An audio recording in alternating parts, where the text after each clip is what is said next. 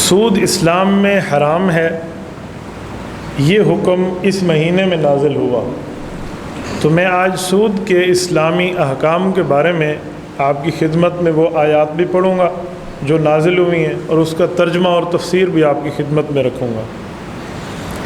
یہ سورۃ البقرہ ہے، پارہ نمبر 3 ہے، اور اس کا پہلا پاؤ ختم ہو رہا ہے۔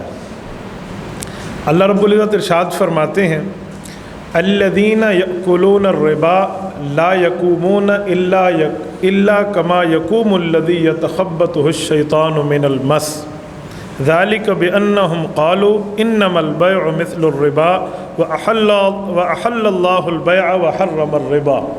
یہ قرآن کریم کی آیت ہے۔ اس آیت میں اللہ رب العزت فرماتے ہیں کہ میں مسلمانوں کو سود کے خلاف بات سمجھا رہا ہوں۔ کہا جو سود کھاتے ہیں ان کا انجام کیا ہے؟ تو رب نے آخرت کے دن میں سود خور آدمی کی بے عزتی کو ذکر فرمایا۔ فرمایا الذین یأکلون الربا، جو سود کھا رہے ہیں، لا یقومون، کل قیامت کے دن آئے گا یہ قبر سے اٹھ نہیں سکیں گے۔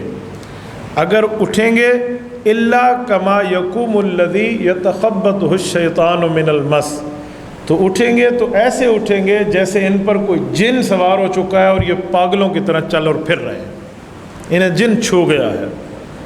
کا وجہ رب العزت اس کی وجہ فرماتے ہیں، اس کی وجہ یہ ہے ذالک بانہم، اس وجہ سے یہ ان کے ساتھ ہوگا، قالوا انما البیع مثل الربا، ان کا نظریہ یہ تھا کہ سود اور کاروبار ایک ہی چیز ہے، کوئی گناہ شناہ کا کوئی فرق نہیں ہے۔ وَأَحَلَّ اللَّهُ الْبَيْعَ وَحَرَّمَ الرِّبَا، حالانکہ اللہ پاک نے کاروبار کو حلال فرمایا ہے اور سود کو حرام فرمایا، یعنی اللہ کے حلال کو حرام سمجھنا اور رب کے حرام کو حلال سمجھنا یہ اتنا بڑا گناہ ہے کہ قیامت کے دن اس بندے کی یہ گت بن رہی ہوگی۔ اگلی آیت میں اللہ فرماتے ہیں فَمَنْ جَاءَهُ مَوْعِظَةٌ مِّن رَبِّهِ فَانْتَهَا، وہ بندہ جو پہلے سودی کاروبار کر رہا تھا، سودی معاملات میں شامل تھا، اور جب اللہ کی طرف سے یہ نصیحت اس کے پاس پہنچ گئی تو وہ رک گیا، فَلَهُ مَا سَلَف، میرا وعدہ ہے جو گزر گیا سو گزر گیا، اب تیری توبہ قبول ہے۔ وَأَمْرُهُ إِلَى اللَّهِ، اب تیرا معاملہ اللہ کے سپرد ہے۔ وَمَنْ عَادَ، توبہ کرنے کے بعد توبہ توڑ کے پھر سودی کاروبار شروع کر دیا، فَأُولَٰئِكَ أَصْحَابُ النَّارِ هُمْ فِيهَا خَالِدُونَ، یہی لوگ جہنمی ہیں جو اس میں ہمیشہ ہمیشہ رہنے والے ہیں۔ يَمْحَقُ اللَّهُ الرِّبَا وَيُرْبِي الصَّدَقَاتِ، اللہ وہ ہے جو اللہ آپ کے سود کو مٹا دے گا توبہ کرنے پہ، اور آپ کی نیکیوں میں اضافہ کرتا رہے گا۔ یہاں نیکی سے مراد حلال کاروبار ہے، سود کے مقابلے میں لفظ نیکی یہ حلال کاروبار کی طرف اشارہ ہے۔ واللہ لا یحب کل کفار اثیم، کیونکہ اللہ کسی نافرمان اور گناہگار سے کبھی پیار نہیں کرتا۔ ان الذین آمنوا وعملوا الصالحات، ہاں جو مؤمن ہیں، ایمان لائے ہیں، نیک عمل کیے ہیں، وَأَقَامُوا الصَّلَاةَ وَآتُوا الزَّكَاةَ، نماز اور زکوٰۃ کی پابندی رکھی ہے، لَهُمْ أَجْرُهُمْ عِنْدَ رَبِّهِمْ، ان کا اجر، ان کا بدلہ، ان کا ثواب اللہ کے ہاں مسلم ہے۔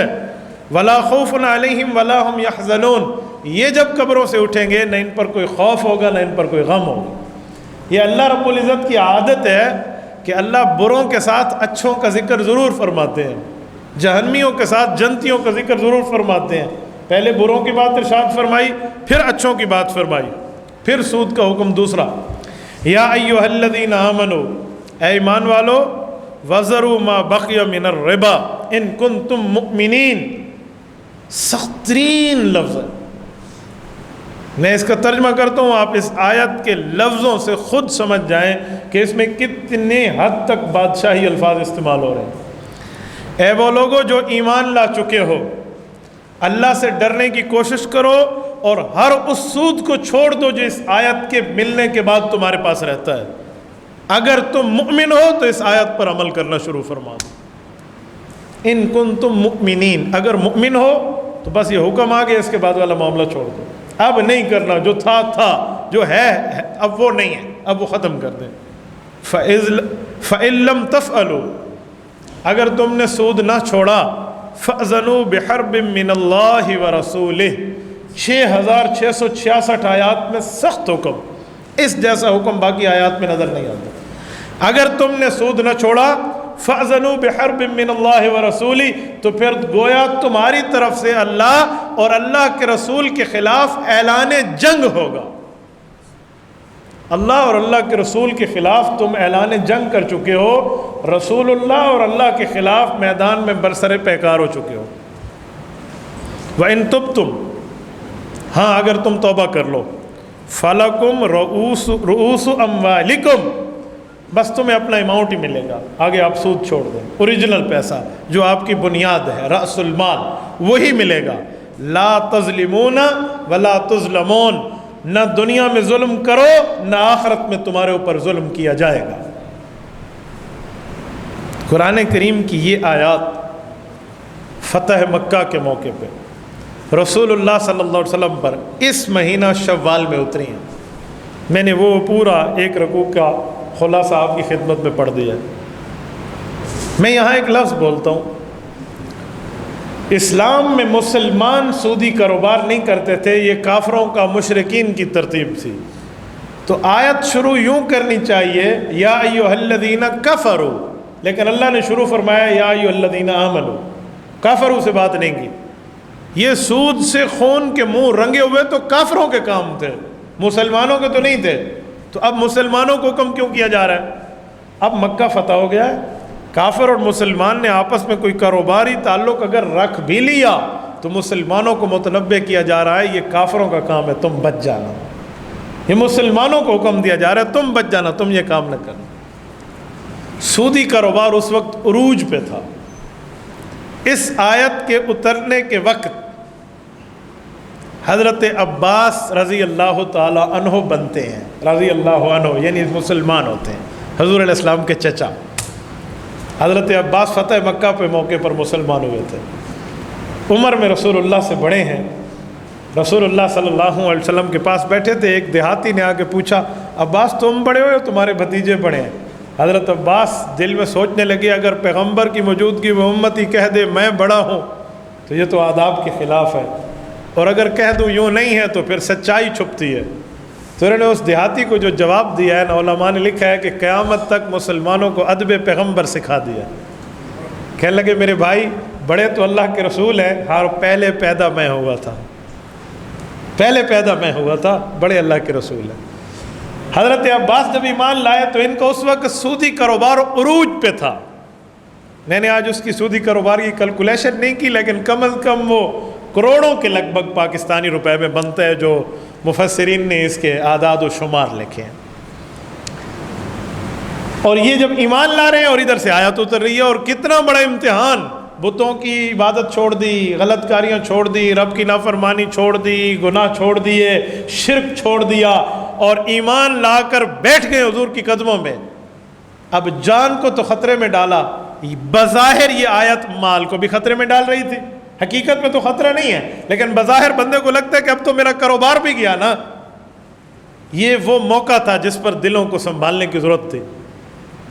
تو لوگوں نے کہا کہ سودی کاروبار آپ حرام فرما رہے ہیں، آپ کے چچا کا یہ کاروبار تو سب سے عروج پہ ہے۔ تو حضور پاک علیہ الصلوۃ والسلام نے حضرت عباس کو دیکھا تو حضرت عباس نظروں سے سمجھ گئے۔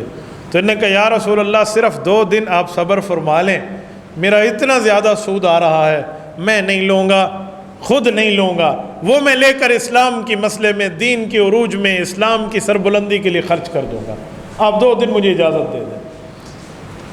رسول اللہ صلی اللہ علیہ وسلم کھڑے ہوئے، حضور علیہ الصلوۃ والسلام نے خطاب فرمایا اور فرمایا میں سارے سود کو کل عدم قرار دے رہا ہوں جس کا سودی کاروبار ہے، اور سب سے پہلے اپنے چچا کے سود کو ختم کر رہا ہوں، ہم نے کوئی نہیں لینا۔ کیا 2 دن اور کیا 1 دن؟ کہ عباس رب دے گا وہ حلال دے گا، وہ قلیل ہو یا کثیر ہو، اللہ پر اعتماد کرو۔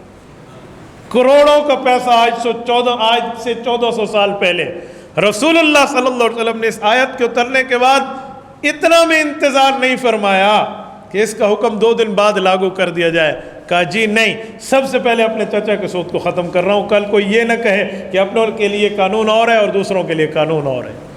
تبارك الذي نزل الفرقان على عبده ليكون للعالمين نذيرا